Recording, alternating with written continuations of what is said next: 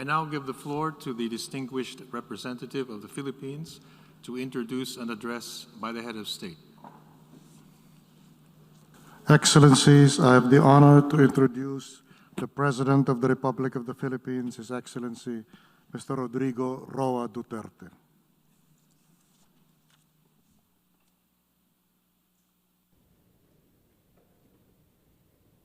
Mr. President, I congratulate you on your election and welcome your presidency of hope. Indeed, that is what we need in these challenging times. For nearly 2 years now, the pandemic has upended our lives.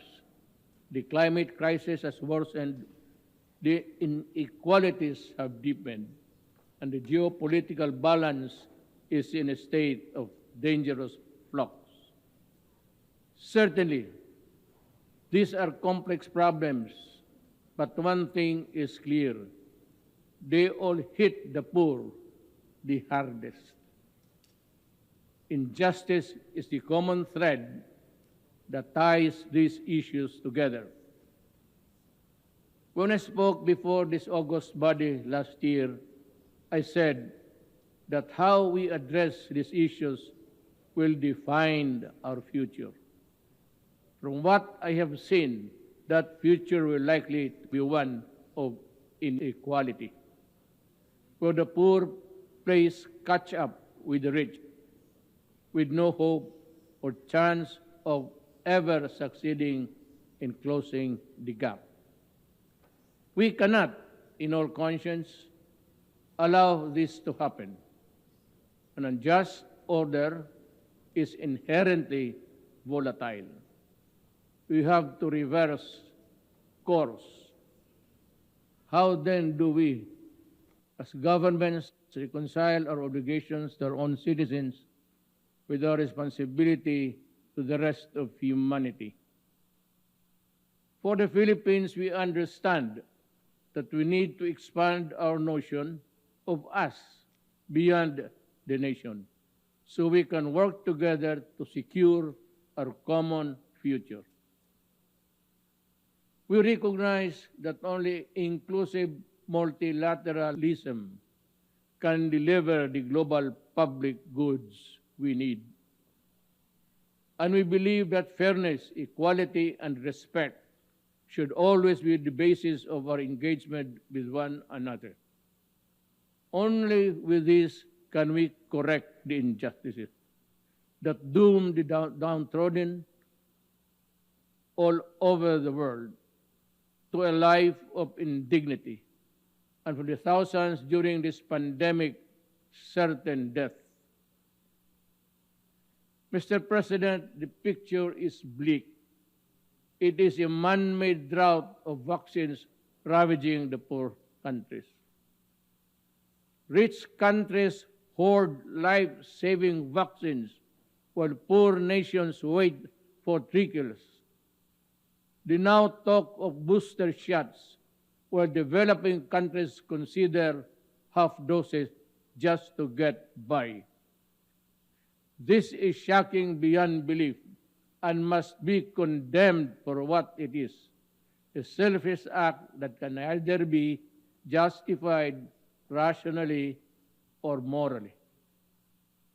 The plain fact is, this pandemic will not end unless the virus is defeated everywhere. Vaccines are key to achieving this. This is why the Philippines committed $1 million to the UN's COVAX facility.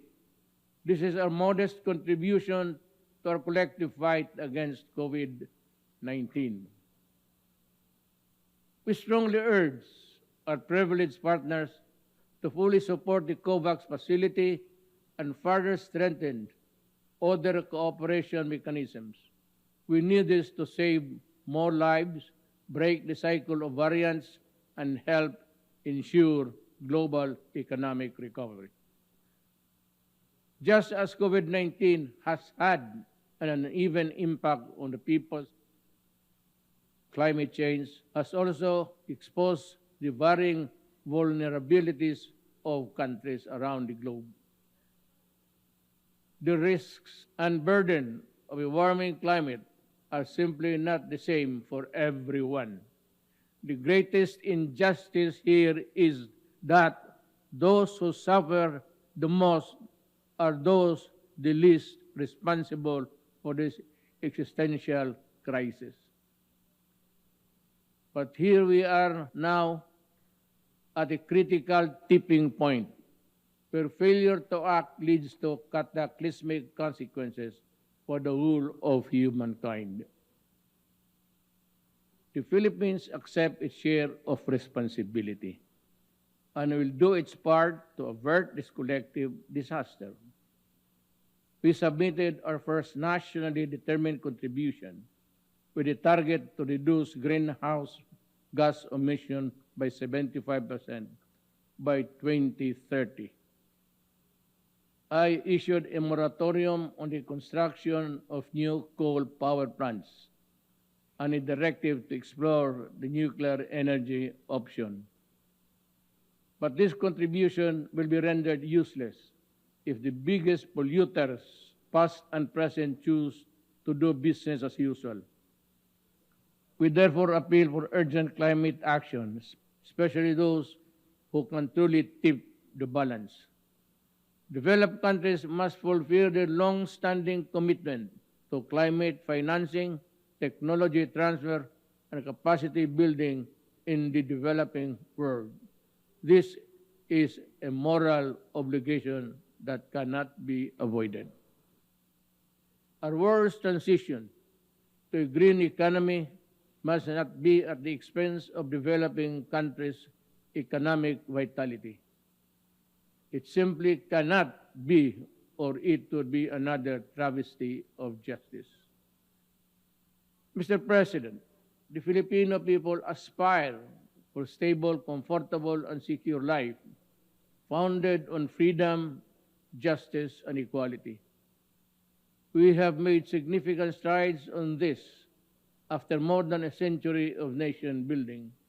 Today, the Philippines is a middle-income economy and a thriving democracy. But difficult challenges remain. This we do not deny. Millions of Filipinos work abroad under the most difficult and inhumane of circumstances. We call for the abolition of all structures that allow exploitations and oppression of migrant workers.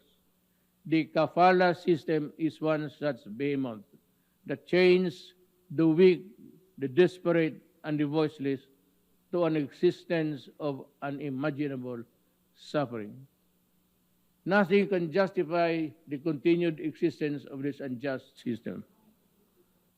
While reforms have been made, the kafala system must be dismantled sooner or later in the name of justice and basic decency. The Philippines seeks stronger partnerships to protect the rights of the Filipinos and realize the full potential of our nation. But let me be clear. What we mean is partnership that respects our people's agency. Let me say this again. My government has a mandate and obligation to my people. We will deal with all criminals, including terrorists, with the full force of our laws. The Filipino people want to live in peace, security in their homes and communities, free from harm and danger from the lawless. But achieving this goal has not been without challenges. I say this in no uncertain terms. The law applies to all. I have instructed the Department of Justice and the Philippine National Police to review the conduct of our campaign against illegal drugs. Those found to have acted beyond bounds during operations shall be made accountable before our laws. We have recently finalized the United Nations, our joint program of human rights. This is a model for constructive engagement between a sovereign member state and the United Nations. Meaningful change to be enduring must come from within. The imposition of one's will over another, no matter how noble the intent, has never worked in the past, and it never will be in the future. How many more countries shall be made to unravel and descend into chaos before the powerful heed the simple lesson? In dealing with complex problems in nation building, let us consider pragmatic approaches that square ideals with reality. Sure, they may lead us to imperfect solutions, but solutions nonetheless that actually work. We will pay the price for the misadventure of the few that spiral into humanitarian disasters. The Philippines, in line with its long-standing humanitarian tradition, has opened its doors to Afghan nationals, especially women and children fleeing the conflict. As one global community, we must do our utmost to help the Afghan people and all those who continue to suffer. For the Rohingyas, I have instructed our Department of Justice to work closely with the UN High Commissioner on Refugees to prepare a cooperation program for a specific number of Rohingyas consistent with our capacities. The Philippines has limited resources during these extraordinary times. But what we can do for humanity and will uplift human dignity, we will. Mr. President, in a period of profound geopolitical change, it is vital that all countries, big and small, commit to the rule of law fully and firmly. For a world without law is a world of disaster, where the weak is at the mercy of the strong. There can therefore be no other acceptable basis for a global order but the law. We must resolve disputes peacefully, as we manifested in the Manila Declaration of Peaceful Settlement of International Disputes. The Philippines is one with the ASEAN and other stakeholders in ensuring that the South China Sea remains a sea of peace, security, and prosperity. The 1982 UNCLOS and the 2016 Arbitral Award of the South China Sea provide a clear path towards a just, fair, and win-win solution for all. The award must be seen for what it is, a benefit across the board to all who subscribe to the majesty of the law. No amount of willful disregard by any country, however big and powerful, can diminish the arbitral award's importance. Mr. President, we face multiple crises that demand effective global governance. Yet our institutions, including the United Nations, have proven to be inadequate. The UN is a product of an era long past. It no longer reflects the political and economic realities of the world.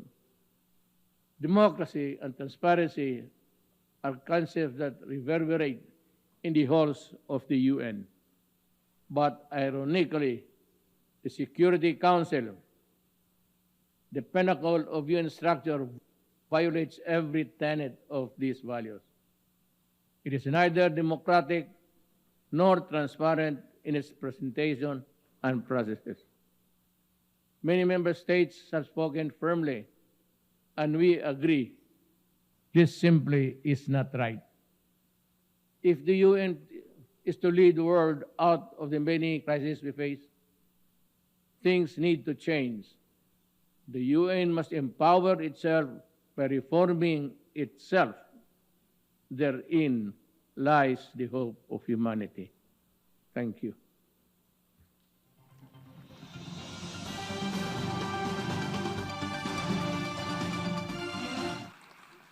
On behalf of the General Assembly, I wish to thank the President of the Republic of the Philippines for the statement just made.